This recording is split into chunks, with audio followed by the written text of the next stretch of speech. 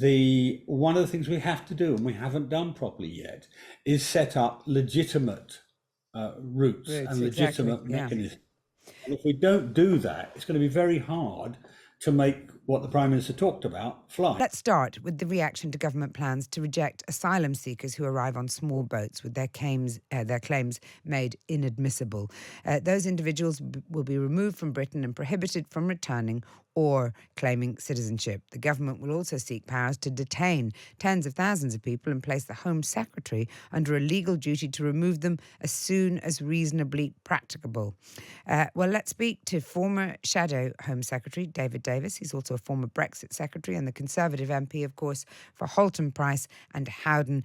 David, welcome back to the programme. Okay, so I wonder what you think of it of this. Is it the right thing to do? Do you think it'll work? I mean, there seems to be lots of, dare I say, flaws in the argument. Well, I'm afraid there are, and it's nice to be back. But I'm afraid there are. I mean, I want to solve this problem as much as anybody. But the simple truth is that if the government just turns people around on the basis of the method of arrival, that's actually a breach of the 1951 Refugee Convention, which I think we largely wrote, in the aftermath of the Second World War. And in it, it makes it clear that however the refugee arrives, that's irrelevant to the judgment as to whether they are actually a refugee or somebody moving for economic benefit. Now, you can sort of exemplify it. Think about, let's say, an Afghan who's been an interpreter for the British Army but didn't manage to get out when we left, and so is at risk from the Taliban. It's a classical case, right? What does he do? He gets some false documentation, gets over the border into Iran or Pakistan, and then pays somebody to bring him here, maybe coming across the channel in a small boat. Now, we're going to turn him down. We're going to say he's not an asylum seeker, because he plainly is. Then if we do, we're going to run into problems, I think, with international courts, yes, but also with our own domestic courts. So unless we resile or remove ourselves from the Refugee Convention, which, as I say, we largely wrote. But David, explain this to me, because I mean, the Prime Minister must know this. As you say, it's basic common sense, isn't it? We know what we've signed up to. As you say, we pretty much wrote it. So why is this being announced as a startling and sparkly new policy when actually it's unworkable, according to what you're saying? Well, that's why I'm waiting to hear the details, frankly. I mean, there are other things they can do, and I don't know how, I don't know quite how closely specified this is. I mean, for example, when I wrote to the Prime Minister before Christmas with 50 other MPs, in fact, it turned out to be 100 MPs eventually, saying to him, look, declare some of these countries as safe countries. So take Albania. Albania is the fastest growing, biggest single bloc, I think, about something approaching 15,000 people in the last year. And Albania is a safe country. Albania has been referred to the European Court fewer times than we have in the last decade. There'd be a stronger case for me getting asylum in Tirana than an Albanian getting asylum here. But David, the numbers from Albania have dropped significantly since the agreement was signed with the Albanian government. So something has been done correctly in that instance. Well, I would make it. I agree. That's the beginning of the solution. But I would actually make it the case, plainly the case, that nobody, as Sweden does, as Denmark does, as very civilized countries that we would be proud to associate ourselves with, do, and that is take none. They say zero asylum for people from Albania because it's a safe country. Not just Albania, there's about half a dozen other safe countries. But you then run into a problem, and I suspect this is why the government's gone the way it has, and that is you've still got a very large number coming from Afghanistan, from Syria, from Eritrea, and one or two other countries which are in a terrible state at the moment. So what would you do? Well, I would look very hard at who are the sort of natural people to be involved in this. So Afghanistan, clearly, we have a very large responsibility. We employed a lot of people there. So if you had an association, we should be the people to take it. But we then should be talking, and I think we are actually, to be frank, talking to some of our colleagues in NATO or the European Union, for that matter, the same organisation in some ways. to or say membership to say how who should take how many from where, and that's But a isn't that deal the that's got to crux be of it, struck. actually, David? That is the crux of it, isn't it? Is it's international cooperation. And while we were in Europe, we had a chance to cooperate with our European neighbours, and now we don't in the same way. Well, actually, I mean, a lot of people talk about how France should be more reasonable and France should be doing more. But what's the incentive for France to take people who don't want to be in France, who want to move on out of that country, when France already takes more refugees, more asylum seekers than we do? yeah, and so do the Germans. I mean, one of the, I mean, frankly, being in the European Union didn't help us very much. I mean, did help us in a small way with the so-called Dublin Convention, but it wasn't enforced properly. But we know we have to do that. But the other things we have to do as well are, and one of the reasons I wanted them to put an absolute block on Albanian refugees was because we have to make the issue manageable. And at the moment, when the Home Office case officers are only getting through 1 to 1.5 cases a week, which is a ridiculously low rate, then you are forever going to have a longer and longer and longer queue. And So, under this new rule that they're proposing, as far as I can tell, they're effectively proposing to lock them up. Now, where are you going to put them? I mean, Rwanda, maybe some, although I'm not very comfortable with Rwanda, but never mind. what, Some, but we're talking maybe a few thousand.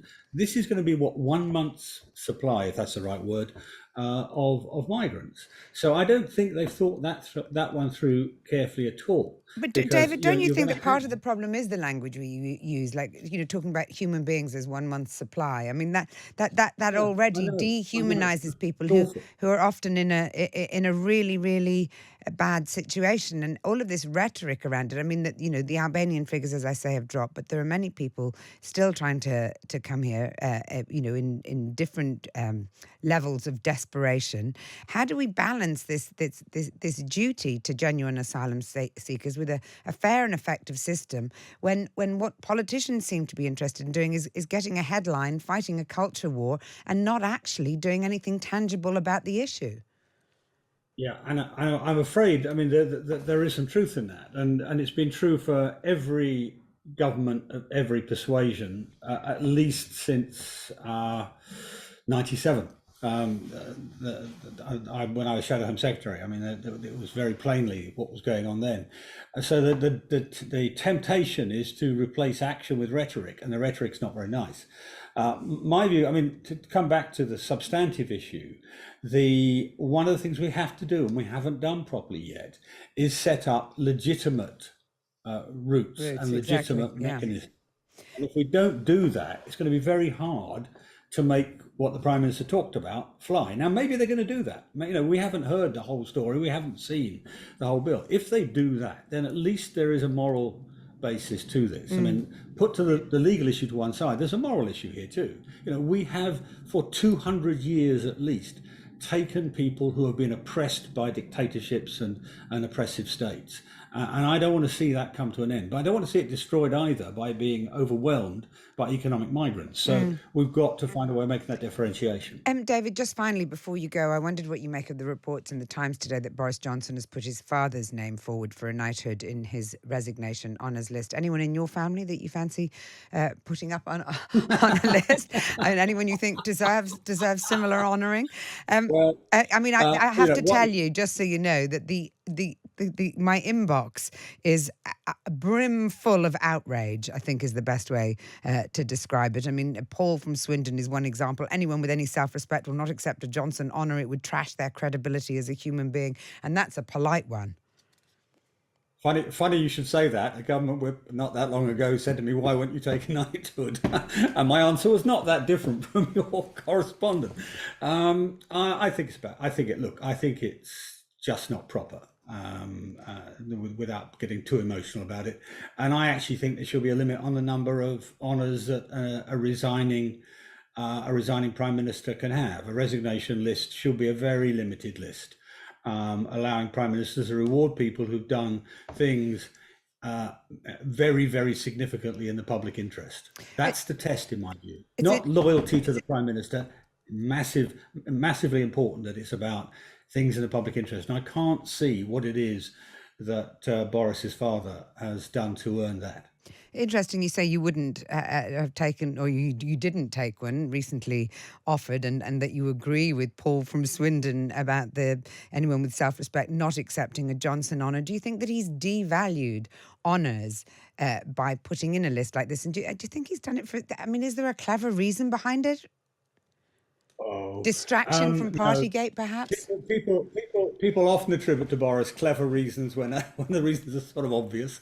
Um, I don't know. I mean, by the way, the chief whip didn't offer me the honour. He said, I understand you won't take one. That was what he said. So I didn't test it. But look, I think there has been in the last decade or two a something of corruption, dilution, undermining. I'm not sure what the word is of the honours process. Actually, the honours process in Britain, in many ways, is an act of genius. You know, people who have been the crossing monitor for a school for the last 50 years can get an honour and so on. And it's a very cost-effective way of recognising real contributions. And we shouldn't forget that the massive majority of honours, when the honours list comes out, it's up at least a page of the Times, if not several pages, in small print.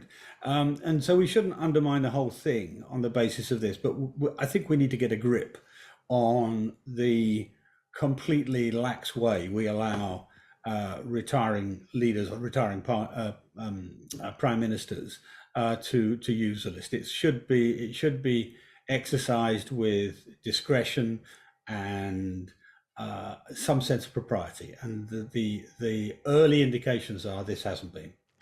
That was David Davis. Thank you so much for joining me, David, former Shadow Home Secretary and Conservative MP for Halton Price and Howden.